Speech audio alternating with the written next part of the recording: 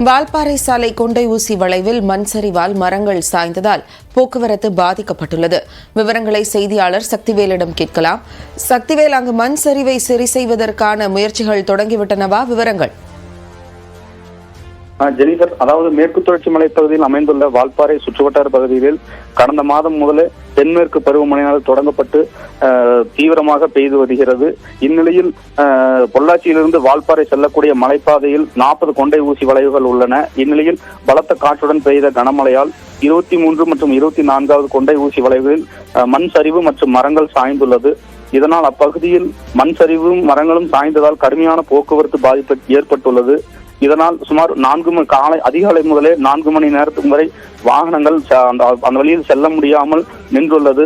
தற்போது சம்பவ இடத்திற்கு சென்ற வனத்துறையினர் மற்றும் நெடுஞ்சாலைத்துறையினர் மரங்களையும் சாலையில் உள்ள மண் சரிவு கற்களையும் அகற்றும் பணியில் ஈடுபட்டு வருகின்றனர். அதேபோல் வால்பாறை சுற்றுவட்டார பகுதிகளில் பெய்து வரும் தொடர் கனமழையால் இன்று ஒரு நாள் மட்டும் வால்பாறை பகுதியில் உள்ள பள்ளிகளுக்கு கோவை மாவட்ட ஆட்சித்தலைவர் கிராந்திகுமார் பாடி விடுமுறை அளித்து உத்தரவிட்டுள்ளார். மேலும் இந்த மழை காரணமாக வால்பாறை பகுதியில் உள்ள பொதுமக்களின் இயல்பு வாழ்க்கை பெரிதும் பாதிப்படைந்துள்ளது. ஜெனிஃபர், விவரங்களை வழங்கியதற்கு நன்றி சக்திவேல்.